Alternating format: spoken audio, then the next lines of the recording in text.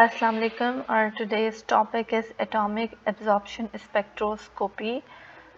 So what is AAS? AAS is एक ऐसी technique है जिसके अंदर हम किसी भी सैंपल में मेटल्स की कंसंट्रेशन क्या है उसे क्वांटिफाई कर सकते हैं. The basic principle at which AAS work, क्योंकि ये स्पेक्ट्रोस्कोपी है, that's why all spectroscopy work on the Beer-Lambert's law. Beer-Lambert law state करता है कि सैंपल में जितनी ज़्यादा कंसंट्रेशन होगी, क्योंकि हम AAS की बात कर रहे हैं, that's why सॉलिड की जितनी ज़्यादा कैट आयनिक मेटल्स की कंसंट्रेशन होगी उतनी ही ज़्यादा उस सैंपल की absorbance होगी. Means absorbance is directly proportional to concentration. ठीक है, ओके. सो एक और चीज़ है, वो क्या है कि जितने भी मेटल आयंस हैं सब इलेक्ट्रोमैग्नेटिक स्पेक्ट्रम में से डिफरेंट वेवलेंथ को एब्जॉर्ब करते हैं. ऐसा नहीं है कि iron and copper both absorb the same electromagnetic radiation, ऐसा बिल्कुल भी नहीं है, because both absorb different EMR radiations. क्योंकि हम AAS पढ़ते हैं spectroscopy, so basically there are two terminologies, spectroscopy and spectrometry. Spectroscopy is a simple interaction, it is a simple study in which we study the interaction between the light and matter. Light of course EMR हो गया, electromagnetic spectrum की जितनी radiations हैं वो, और matter के अंदर क्या इंट्रैक्शन है इसकी just study. It doesn't provide us any result और एनीथिंग. वाइल स्पेक्ट्रोफोटोमेट्रिक एप्लीकेशन है जिससे हम असेसमेंट कर सकते हैं सैंपल की और उससे हमें क्वांटिफाइबल रिजल्ट्स मिल सकते हैं. So this is the difference between spectroscopy and spectrometry. अब एक और terminology आती है spectrophotometry. It's an assignment for my viewers to find out what is spectrophotometry. Okay, coming back toward AAS. AAS has three important tasks to achieve to accomplish the entire process of AAS.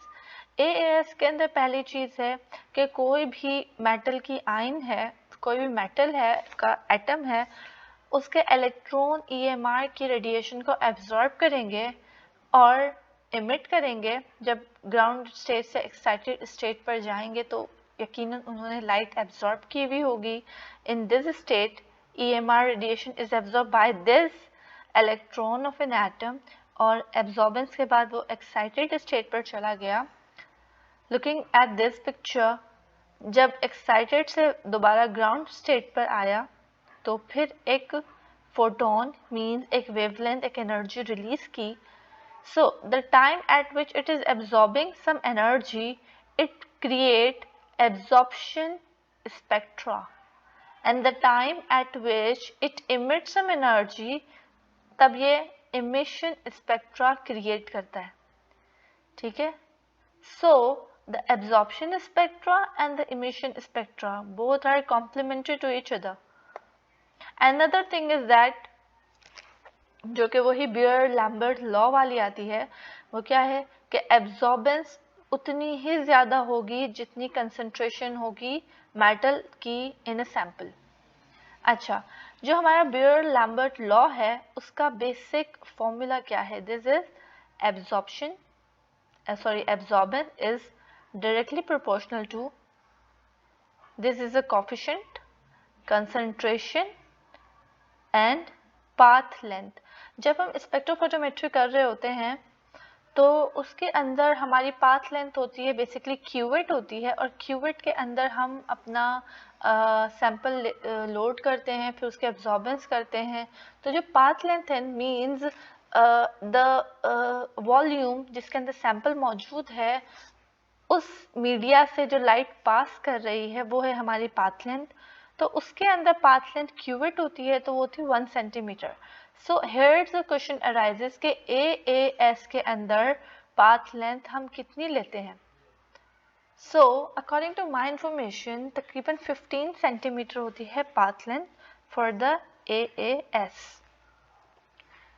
Okay, so we were talking about the complementary nature of absorption and emission spectra. The above, which has a black background with colorful strips, each strip show a specific wavelength. ये है हमारा emission spectra और ये है हमारा absorption spectra. ये सारी light energy हमने पास की थी electromagnetic radiations, और ये black वाली चीजें जो है ना lines, ये absorb हो गई. फिर इन द एंड कोई हमारे पास रेडिएशन नहीं थी और डार्कनेस थी, तो उसके अंदर इन वेवलेंथ की जो है ना हमें फिर इमिशन हुई है. But we are talking about AAS means हम मेटल्स की बात कर रहे हैं. तो मेटल्स के अंदर लेट्स सी सोडियम. ठीक है, ऐसे भी देख लें आप, ये इमिशन स्पेक्ट्रा है एंड ये एब्जॉर्प्शन स्पेक्ट्रा है. Both are complementary to each other. इस चीज़ को आपने अच्छे से समझना है क्योंकि यही चीज़ हम आगे जाके एक्सप्लॉइट करेंगे to increase the sensitivity of AAS. Here some instrumentation on the basis of different atomizer. अच्छा, we have different type of AAS. So here is a hollow cathode lamp जिसके अंदर जिस भी हम किसी भी मेटल की एक्सपेरिमेंटेशन कर रहे हैं तो वो मेटल हमारे यहाँ अटैच हो जाएगा टू प्रोवाइड द सेंसिटिविटी. आगे बात करते हैं इस पर. हेयर इज द एटमाइजर जो किसी भी सैंपल को एटम में ब्रेक डाउन करता है. Here is a monochromator that allows a single light to move further. Here is the detector. ओ सही. For example, we have a sample here that contains mercury. ठीक है, okay. Our sample is mixed with something that facilitate the burning of the sample. क्योंकि हमें atomizer के अंदर डालना है. atomizer में तो burning होगी तब जाके ही जो है ना वो हमारा sample atomize हो पाएगा. So हम burning is a very essential and important process. हमने हमारा सैंपल लिया, उसके अंदर कोई भी बर्निंग एजेंट डाल दिया, कोई भी hydrocarbon such as octane, fuel वगैरह कुछ भी हमने डाला और उसको स्प्रे कर दिया. Keeping in mind we are identifying the mercury. So hollow cathode lamp के अंदर हमने यहाँ मर्क्यूरी प्लेस कर दी. हमने मर्क्यूरी वाला होलो कैथोड लैम्प बाय किया और उसे इस पूरे एक्सपेरिमेंटेशन के लिए यूज किया. ठीक है, यहाँ चीज आती है एब्जॉर्प्शन एंड इमिशन स्पेक्ट्रा की complementary. Okay, when we put our mercury over here, light आई ऑफ डिफरेंट वेवलेंथ्स, इसने अपनी पसंद की लाइट को एब्जॉर्ब किया और जो एब्जॉर्ब करेगी वही तो इमिट करेगी. तो इसने उसी लाइट को इमिट किया.